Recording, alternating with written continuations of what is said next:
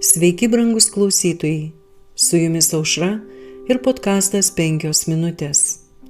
Pasiruošęs pasitraukti į šalį. Rytojaus dieną, matydamas ateinantį Jėzų, Jonas prabilo: štai Dievo avinėlis, kuris naikina pasaulio nuodėmę.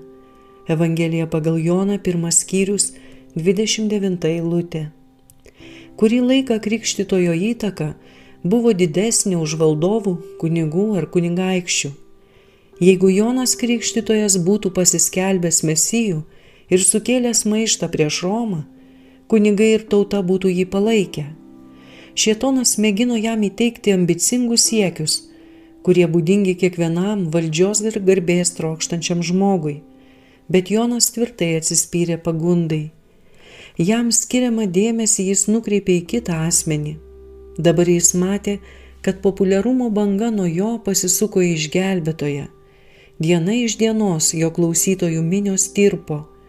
Mokiniai atėjo pas Joną, sakydami: Rabi, vyras, kuris buvo su tavimi užjordanėje, kurį tu paliudijai, jis taip pat ėmė krikštyti ir visi bėga pas jį. Evangelija pagal Joną 3 skyrius 26 eilutė. Šiais žodžiais šėtonas ketino sugundyti Joną.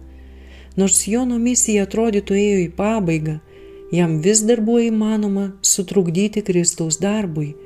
Jei jis būtų parodęs nepasitenkinimą tuo, kad atsidūrė nuošalėje, būtų pasėjęs nesantaikos sėklą, paskatinęs pavydą ir nepasitikėjimą, o tai stabdytų Evangelijos plitimą. Nors Jonas iš prigimties turėjo žmogiškų trūkumų ir ydų, bet dieviškoji meilė buvo palytėjusi ir pakeitusi jį. Jis gyveno aplinkoje nesuterštoje savanaudiškumo ir garbės troškimo, žymiai aukščiau pavydo liūno.